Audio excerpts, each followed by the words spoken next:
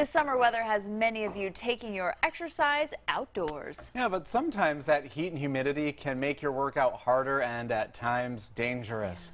On tonight's Health Beat, KELOLAND's Sophie Heineman tells us what we should do before we head outside.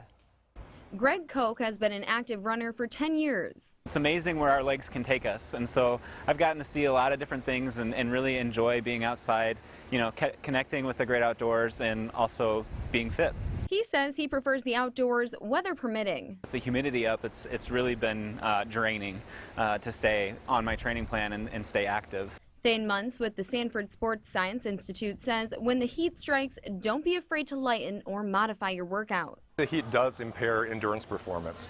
So that's something that people need to be aware of if they have certain times that they want to meet during a workout, that they may have to slow down a little bit or they may want to reduce their distance because it is going to be more difficult for them to perform. Koch agrees. It's not always necessarily about time and being willing to slow down when it gets really hot and humid. It all comes down to listening to your body. If it's too hot outside, it's time to take it indoors.